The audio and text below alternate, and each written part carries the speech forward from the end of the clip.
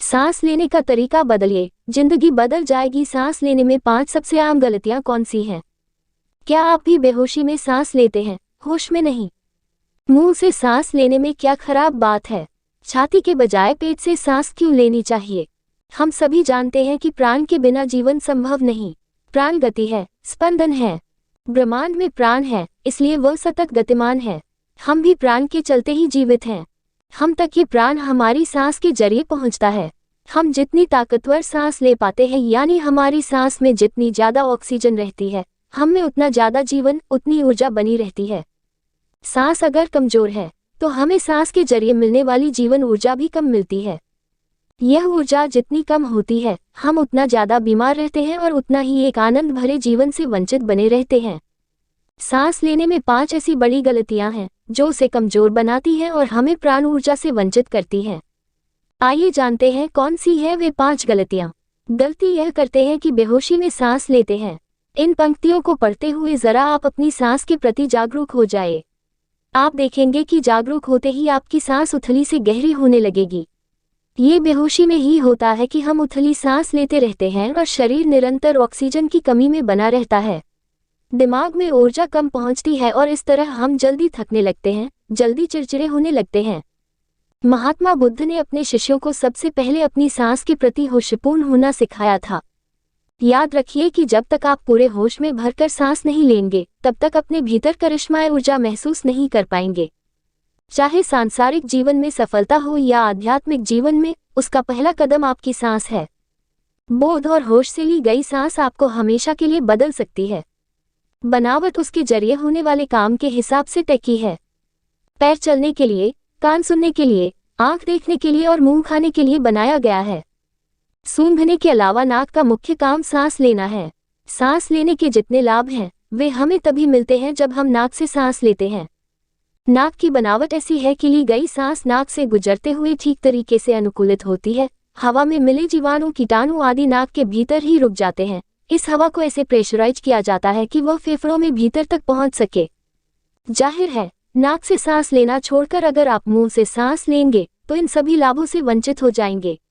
लेकिन बहुत से लोगों को मुंह से सांस लेने की आदत लग जाती है। वे रात को भी मुंह से ही सांस लेते हैं। यही वजह है कि सुबह उन्हें गला सूखा और दर्द करता हुआ मिलता है। अगर वाकई आपको रात को मुंह से सांस लेने की आदत है, तो आप टेप लगाकर अपना मुंह बंद करके सोएं। सुनिश्चित करें कि आप हमेशा नाक से ही सांस ले रहे हैं और नाक से ही सांस छोड़ रहे हैं। तीसरी जरूरी बात यह है कि पेट से सांस लें, छाती से नहीं। क्या आपने सांस लेते हुए किसी छोटे बच्चे को देखा है? जरा देखिए उसे, आप पाएंगे कि सांस लेते हुए उसका पेट फूलता है। ऐसा इसलिए होता है क्योंकि बच्चे पेट से सांस लेते हैं। यही सांस लेने का सही तरीका भी है। पेट से सांस लेते हुए डायाफ्राम जब फैलता है तो पेट फूलता है। योग में इस डायाफ्राम ब्रीदिंग कहते हैं। अगर आप अपनी सांस के प्रति थोड़ा भी जागरूक होंगे तो पाएंगे कि जब भी आप अपने काम में ज्यादा व्यस्त होते हैं, आपकी सांस बहुत उथली हो जाती है। यानी आपकी सांस छाती के ऊपरी हिस्से से नीचे ही नहीं जाती, वह ऊपर ही से लौट आती है। नतीजतन आपके शरीर को पर्याप्त ऑक्सीजन नहीं मिल पाती। आप अगर कुछ दिनों तक डायाफ्राम ब्रीदिंग का अभ्यास करें तो आप धीरे धीरे शरीर को पेट से सांस लेने की आदत डाल सकते हैं। अभ्यास करने का सबसे सरल तरीका है कि आप पीठ पर लेट जाएं और अपने पैरों को फोल्ड करके अपने हिप्स के करीब ले आएं। अब आप अपना बायां हाथ पेट पर रख लें और दायां हाथ शरीर के समानांतर जमीन पर रहने दें। सांस लेते हुए अपने पेट पर रखे हाथ को ऊपर उठता महसूस करें। जितनी देर सांस लें उतनी ही देर सांस छोड़ें। रोज 5-7 मिनट का ऐसा अभ्यास आपको पेट से सांस लेने का आदी बना देगा। चौथी जरूरी बात यह है कि धीमी और गहरी सांस लें, तेज और उथली नहीं। जब हम पेट से सांस लेना शुरू करते हैं तो उसका एक लाभ यह मिलता है कि हमारी सांस लंबी और गहरी होने लगती है। योग का नियमित अभ्यास करने वाले ज्यादातर योगी ऐसे ही लंबी और गहरी सांस लेते हैं। सांस जितनी धीमी, जितनी गहरी ली जाए, वह हमें उतनी ही लंबी उम्र देती है। अगर आप गौर करेंगे तो पाएंगे कि जो जानवर जितनी तेज सांस लेता है, वह उतनी तेजी से अपनी उम्र भी खत्म करता है। खरगोश और कुत्ता जल्दी जल्दी सांस लेते हैं, उनकी आयु भी उतनी ही कम होती है। हाथी उनकी तुलना में कहीं धीमे सांस लेता है, तो हाथी की उम्र 100 वर्ष लंबी हो जाती है। कछुआ हाथी से भी धीमे सांस लेता है, तो वह 300 साल तक भी जीता है। अब आप इस तथ्य के पीछे का विज्ञान भी समझिए।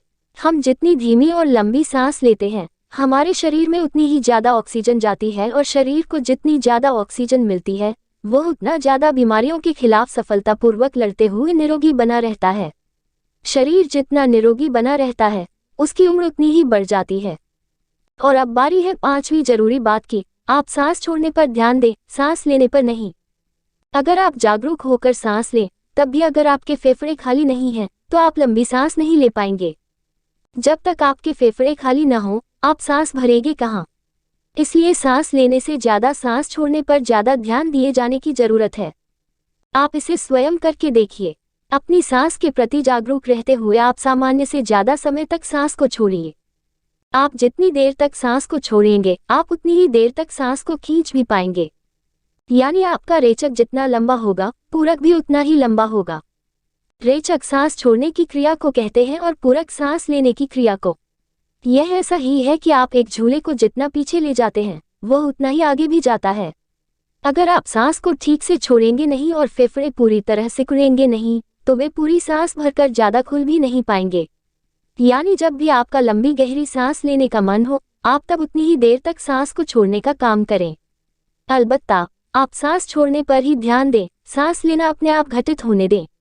शरीर अपनी सांस की कमी को आपसे खुद ही पूरा करवा लेगा।